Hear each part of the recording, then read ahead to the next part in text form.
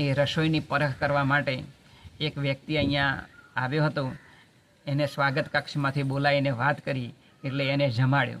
એટલે એ રસોઈની પરખવાળો જે મહાવિદ્વાન હતો એણે કહ્યું કે રાજા સાહેબ, આ અન્ન આપણાથી જમાય નહીં, ભલે સ્વાદિષ્ટ છે. એટલે રાજાએ વાત કરી પેલા અન્નની પરખ, જે રસોઈની પરખ કરતો હતો ને એ વ્યક્તિને, કે કેમ ના જમાય? તો કે આજે આપણે રસોઈ જમ્યા ને, એ રસોઈ એ જે બનાવનાર છે એના વિચારો સારા નથી. એ પોતે એવા વિચારથી આવ્યો છે અહીંયા કે હું આ રાજાનો ખજાનો ફાડી અને અહીંયાથી ઘણું બધું ધનનું લૂંટીને લઈ જઈશ, એટલા માટે તમારા ઘરની અંદર પગ પેસારો કર્યો છે. બોલે એમ? તો કે હા. એટલે આ રાજા સાહેબે જે સ્વાદિષ્ટ રસોઈ બનાવતો હતો ને, રસોઈયો જે એમના ત્યાં નોકરી રહેવા માટે આવેલો ને, એને એ રાજા સાહેબે બોલાવ્યો